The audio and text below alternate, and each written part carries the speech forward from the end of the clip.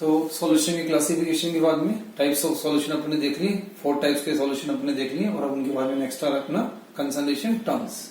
Concentration terms तो first अपन देख रहे हैं कंसंट्रेशन होती क्या है। कंसंट्रेशन का क्या मतलब है?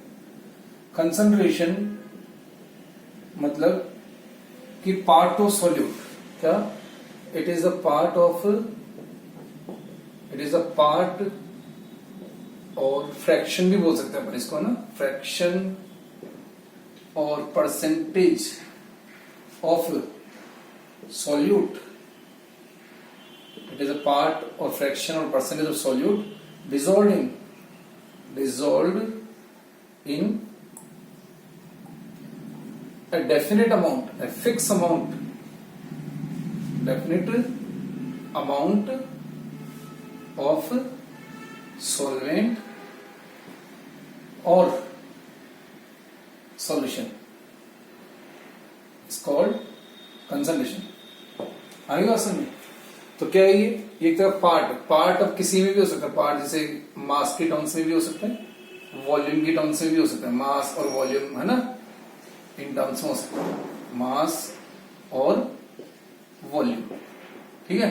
पार्ट और फ्रैक्शन और परसेंटेज और रेशियो भी बोल सकते हैं, फ्रैक्शन या रेशियो ऑफ किसका रेशियो? सॉल्यूट का रेशियो किसमें? डेफिनेट अमाउंट ऑफ सॉल्वेंट, या आप कह सकते हो कि पर यूनिट अमाउंट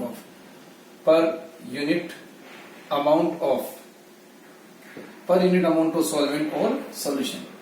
में जैसे अपन एग्जांपल लें कि अपने 100 ml वाटर में 100 ml बोल दो या 100 ग्राम बोल दो, 100 ग्राम वाटर है ना, क्योंकि वाटर के लिए ml और ग्राम क्या है? इक्वल ही है, क्योंकि वाटर की डेंसिटी कितनी है? 1 है, तो ml ग्राम इक्वल हो जाते हैं। तो 100 ग्राम वाटर में आपने 20 ग्राम शुगर अगर डिसोल्व किए तो बस यही इसकी क्या बनने वाली है? कंसंट्रेशन, कि कितनी शुगर कितने ग्राम वाटर में या कितने सॉल्यूशन में डिसोल्व है ना। तो जैसे हम बोल सकते हैं कि 20 gram sugar is dissolved in 100 gram water. अगर आपने 100 ग्राम वाटर बोला तो हो गया सॉल्वेंट की टर्म्स में, और इसी को आप बोल सकते हो कैसे? और 20 gram of sugar is dissolved in 120 gram of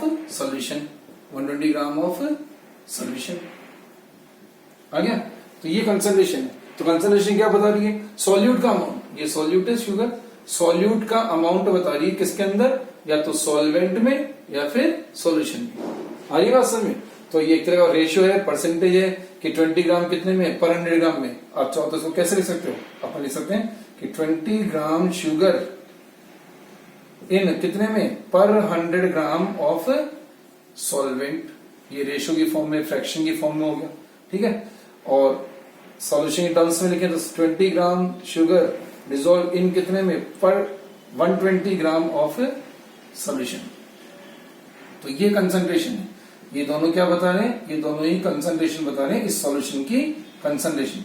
इस सॉल्यूशन में सॉल्यूट का अमाउंट को बता रही है, ठीक है। तो बस सॉल्यूट का जो अमाउंट होता है इन द सॉल्वेंट और सॉल्यूशन, उसी को हम क्या बोलते हैं? कंसंट्रेशन, ठीक है। तो यहां से कंसंट्रेशन का अपन जनरल फॉर्मूला एक बना सकते हैं, ठीक है। कैसे, क्या बन जाएगा फॉर्मूला? यहां से देखो, कंसंट्रेशन 20 ग्राम शुगर, ऊपर किसका अमाउंट है? सॉल्यूट का, नीचे किसका? या तो सॉल्वेंट का है या फिर सॉल्यूशन का है। तो कंसंट्रेशन का जनरल फॉर्मूला यहां से बनाए तो क्या बन जाएगा जनरल फॉर्मूला? ये बन जाएगा कंसंट्रेशन इक्वल्स टू क्या? अमाउंट बोल दो या पार्ट्स बोल दो, अमाउंट और पार्ट्स ऑफ किसके? Solute upon dissolve in definite amount of या पर यूनिट अमाउंट, और पार्ट्स, अभी पार्ट्स मास वेट की टर्म से भी हो सकते हैं, वॉल्यूम की टर्म से भी हो सकते हैं। अमाउंट पार्ट्स ऑफ सॉल्वेंट और सॉल्यूशन। तो ये बन जाता है अपना कंसंट्रेशन का general formula, amount of solute dissolve in definite amount of solvent और सॉल्यूशन। आगे बात समझ में? अभी पार्ट्स जो लिए हैं वो मास की टर्म से भी हो सकते हैं, वॉल्यूम में भी हो सकते हैं। तो ये है कंसंट्रेशन की डेफिनेशन और उसका जनरल फॉर्मूला। डेफिनेशन क्या है? इट इज अ पार्ट और फ्रैक्शन और परसेंटेज ऑफ सॉल्यूट जो डिसॉल्व है किसमें? डेफिनेट अमाउंट या per unit amount of solvent में। आ रही बात समझ में? Per unit amount of solvent. Example के लिए अपन ने समझ लिया कि 20 ग्राम शुगर अपन ने 100 ग्राम वाटर में डिजोल्व की है, तो 20 ग्राम शुगर 100 ग्राम वाटर में, तो ये एक तरह से क्या बता रही है, इसकी इस सॉल्यूशन में सॉल्यूट का अमाउंट, कंसंट्रेशन, और ये उसका फिर अपन ने जनरल फॉर्मूला बनाया। ठीक है, parts of solute upon parts of solvent और सॉल्यूशन। ठीक है, तो ये तो होगी इसकी कंसंट्रेशन की एक जनरल डेफिनेशन और उसका फॉर्मूला। अब नेक्स्ट जो चीज इसमें आ रही है वो ये है कि जो हम पार्ट्स की जो हम बात कर रहे हैं, ये पार्ट्स की जो हम बात कर रहे हैं, वो पार्ट्स आप कौन सी टर्म्स में ले रहे हो? पार्ट्स आप मास के टर्म्स में ले रहे हो, मतलब कि वेट की टर्म्स में ले रहे हो, या वॉल्यूम की टर्म्स में ले रहे हो, तो उस बेसिस पे कंसंट्रेशन के फिर आगे फर्दर टाइप्स हो जाएंगे, है ना। फर्दर टाइप्स ऐसे बनेंगे कि जैसे आपने दोनों अमाउंट आपने सॉल्यूट का और नीचे सॉल्वेंट या सॉल्यूशन दोनों के अमाउंट आपने वेट की टर्म्स में ले लिए, तब तो कंसंट्रेशन बन जाती है वेट बाई वेट। आपने दोनों को वॉल्यूम में ले लिए तो वॉल्यूम बाई वॉल्यूम, एक को वेट में एक को वॉल्यूम में तो वेट बाई वॉल्यूम, है ना। तो इस तरह से कंसंट्रेशन के फर्दर आगे टाइप्स बनते हैं। तो अपन देखते हैं फिर नेक्स्ट कंसंट्रेशन के further types on the basis of unit, कि आप किस यूनिट में अमाउंट को कंसिडर कर रहे हो या ले रहे हो। ठीक है, आओ देखो, तब इस बेसिस पे दो टाइप के अपने जो मेजरली, वैसे तो 4 टाइप हो जाएंगे, बट अपने एनसीईआरटी सिलेबस में 12th सिलेबस में 2 टाइप की कंसंट्रेशन है। फर्स्ट आएगी क्या, W बाई वी कंसंट्रेशन, यानी कि weight by volume concentration. Second type आएगी कौन सी, weight by weight concentration, weight by volume concentration, weight by weight concentration. ठीक है, तो फर्स्ट अपन लेते हैं इसमें कौन सी, weight by volume concentration, weight by volume concentration. तो इस टाइप की कंसंट्रेशन में क्या होता है, सॉल्यूट हमको पता है कि ऊपर, है ना, सॉल्यूट को ले जाता है, तो सॉल्यूट लिया जाएगा in terms of weight, in terms of weight. ठीक है, सॉल्यूट को इन टर्म्स ऑफ वेट में लेंगे, और जो नीचे वॉल्यूम है V, वो किसका है, ये जैसे कि W बाई वी है, तो ये तो हमेशा किसका पार्ट होता है, ये तो हमेशा सॉल्यूट का पार्ट होता है, और V जो नीचे आएगा V, वो सॉल्वेंट या सॉल्यूशन। तो यहाँ W बाई वी में क्या बता रखा है कि जो वॉल्यूम है वो हमेशा किसका है, सॉल्यूशन का है, तो सॉल्यूशन यहां रहेगा किसकी टर्म्स में, in terms of volume. W by V concentration में कभी भी सॉल्वेंट नहीं आता, सॉल्वेंट आएगा W बाई W कंसंट्रेशन, वो अपन अभी आगे देख लेंगे। ठीक है, तो solute in terms of weight, solution in terms of volume, और वॉल्यूम लिया जाता है इन लीटर। ठीक है, अब अगर हमको लीटर में गिवन नहीं है तो हमको लीटर में कन्वर्ट करना पड़ेगा पहले। ठीक है, ml में गिवन है तो लीटर में कन्वर्ट करने का, और भी जो भी है ना, तो रखना आपको लीटर में पुट कर कन्वर्ट करके। तो सॉल्यूट लिया जाएगा किसमें, इन टर्म्स ऑफ वेट, ये वेट की टर्म्स हो गया यानी कि W हो गया, और solution in terms of volume, ये V हो गया। इस तरह से कंसंट्रेशन बन जाती है W by V, weight by volume concentration. आ रही बात समझ में? तो ये हो गया सॉल्यूट और सॉल्यूशन W V। अब इसमें ये आएगा कि जो वेट जो हम ले रहे हैं, सॉल्यूट का वेट जो ले रहे हैं, वो हम कितने टाइप से ले सकते हैं। तो सॉल्यूट का वेट जो ले रहे हैं, सॉल्यूट जो हमको लेना है in terms of weight, weight के टर्म्स में, तो वेट लिया जा सकता है कौन कौन सी फॉर्म में। वेट आप ले सकते हो, एक तो इन ग्राम, वेट इन ग्राम ले सकते हैं। सेकंड ले सकते हैं वेट इन ग्राम मोल्स, ग्राम मोल्स जिनको हम सिंपली क्या बोल देते हैं, मोल्स। आ गया। थर्ड आप इसमें ले सकते हो ग्राम इक्विवेलेंट, ग्राम इक्विवेलेंट्स, इनको भी अपन सिंपली क्या बोल सकते हैं, इक्विवेलेंट्स बोल सकते हैं। Number of equivalents, number of moles, इस तरह से बोले जाते हैं। तो वेट बाय वॉल्यूम कंसंट्रेशन में जो सॉल्यूट का वेट है वो कितनी टर्म्स में लिया जा सकता है, ग्राम में लिया जा सकता है, ग्राम मोल में ले सकते हैं, यानी सिंपली मोल्स में ले सकते हैं, और इक्विवेलेंट में ले सकते हैं। जब हम इसको ग्राम में लेते हैं तब तो कंसंट्रेशन बनती है अपनी कौन सी, स्ट्रेंथ, तब तो बनेगी स्ट्रेंथ। जब अपन इसको मोल्स में लेंगे तो फिर यहां से बनेगी कौन सी, मोलरिटी। और जब हम इसको इक्विवेलेंट्स में लेते हैं तो फिर बनती है क्या, नॉर्मेलिटी। अब 1 बाय 1 हमको इनको डिस्कस करना है। तो फर्स्ट अपन देखते हैं strength. First upon weight by volume की फर्स्ट कंसंट्रेशन लेते हैं स्ट्रेंथ। आओ स्ट्रेंथ को देखते हैं।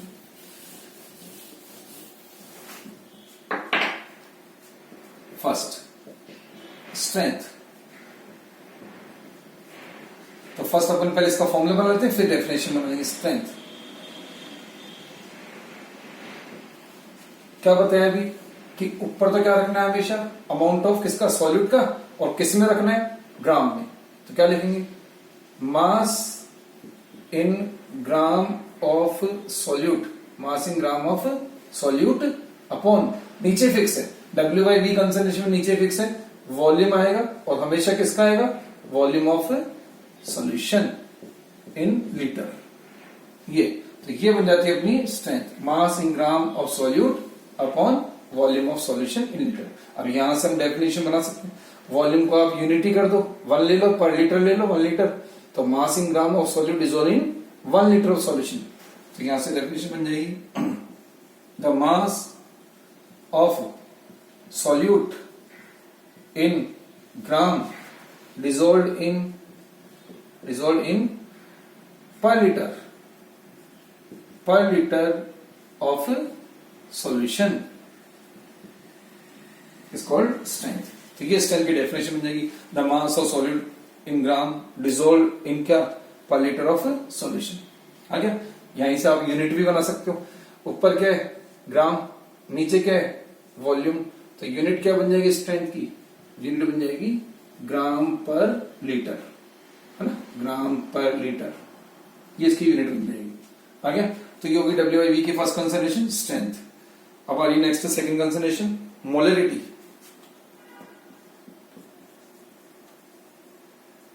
मोलरिटी जिसको हम कैपिटल एन से डिनोट करते हैं, मोलरिटी। अब मोलरिटी में क्या है, बस वही ऊपर जो मास इन ग्राम है उसको चेंज कर देना है, वो किस में लेना है, मोल्स की टर्म्स में लेना है।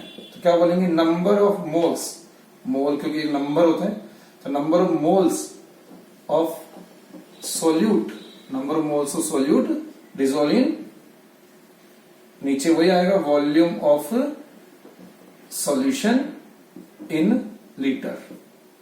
ये मोलरिटी का फॉर्मूला रहता है, number of moles of solute dissolve in per litre of solution, number of moles of solute upon volume of solution.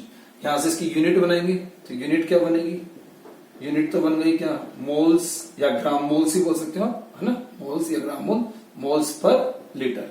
और सिंपली इसकी जगह पे आप ओनली एम भी यूज कर सकते हो, इस एम का मीनिंग भी मोल पर लीटर ही है, ठीक है। अब डेफिनेशन बनाते हैं हम इसकी, डेफिनेशन देखो, मोलरिटी डेफिनेशन यही सब बन जाएगी, वॉल्यूम को अगेन वही जैसे यहाँ किया वैसे करना है, वॉल्यूम को यूनिटी कर लेते हैं और फिर डेफिनेशन क्या बन गई, number of moles of solute, number of moles of solute dissolved in per litre या 1 litre of solution, 1 litre of solution. ये मोलरिटी की डेफिनेशन रहती है। तो ये फॉर्मूला हो गया, ये यूनिट हो गई है, ये इसकी डेफिनेशन हो गई है, ठीक है। नेक्स्ट इसमें अगर मोल्स आपको सीधे गिवन ना हो, क्वेश्चन में अगर न्यूमेरिकल में आपको मोल्स सीधे गिवन है तो आप ये लगा लो, अगर मोल्स गिवन नहीं है तो पहले मोल्स कैलकुलेट कर लो। अगर आपको मास इन ग्राम गिवन है तो हमारा नंबर ऑफ मोल्स का फॉर्मूला क्या होता है, नंबर ऑफ मोल्स का फॉर्मूला क्या है, number moles equals to mass in gram, mass in gram upon molar mass, mass in gram upon molar mass, ये नंबर मोल्स का फॉर्मूला है। इस फॉर्मूले को नंबर मोल्स में पुट कर देंगे तो अब मोलरिटी क्या बन जाएगी अपनी, अब मोलरिटी बन जाएगी मोलरिटी इक्वल्स टू, है ना, नंबर मोल्स को, इस फॉर्मूले को नंबर मोल्स को यहां पुट कर दिया अपन ने, ठीक है। तो क्या बन जाएगा, अब क्या लिख सकते हैं अपन, अब लिख सकते हैं कि mass in gram of solute, mass in gram of solute upon molar mass. ये तो क्या हो गया, इतना इतना पार्ट तो मोल्स का हो ही गया, और नीचे क्या आ रहा है, वॉल्यूम ऑफ सॉल्यूशन, तो उसको ऐसे ऐसे नीचे रख देंगे, volume of solution in litre. आ गया। तो अगर आपको क्वेश्चन में मास इन ग्राम गिवन हो तो आप ये फॉर्मूला लगा लें, सीधे मोल्स गिवन हो तो ये फॉर्मूला लगा लें, ठीक है। बहुत बार आपको ये लीटर में नहीं मिलेगा तो एमएल में मिलेगा, तो एमएल को आप लीटर में कन्वर्ट कर लेंगे। मान लीजिए आपका एमएल में गिवन है तो आप क्या करोगे, ऊपर फिर इंटू 1000 कर देंगे, तब फॉर्मूला क्या बन जाएगा अपना, mass in gram of solute upon molar mass into volume of solution, अब ये हमको दे रखा है क्वेश्चन में ml में, बट हमको किस में कन्वर्ट करना है, लीटर में। तो लीटर में कन्वर्ट करने के लिए इसको 1000 से डिवाइड करेंगे नीचे, तो नीचे 1000 से डिवाइड करेंगे तो वो ऊपर आ जाएगा। तो ये तो यहां से तो अगर ml में है तो ऊपर फिर 1000 आ जाएगा। तो इस तरह से न्यूमेरिकल्स में आपको कोई सा फॉर्मूला काम में आ सकता है। मोल्स गिवन है तो सीधे ये ले लो, वॉल्यूम लीटर में है तो मास इन ग्राम गिवन है तो मास इन ग्राम ऊपर मोलर मास ले लो, वॉल्यूम अगर ml में है तो इंटू 1000 कर लेंगे। आ गया, ये थी मोलरिटी। तो ये थी second W/V concentration, molarity. First अपन ने देखी स्ट्रेंथ, सेकंड मोलरिटी। आ गया, अच्छा हो तो नोट कर लो ये।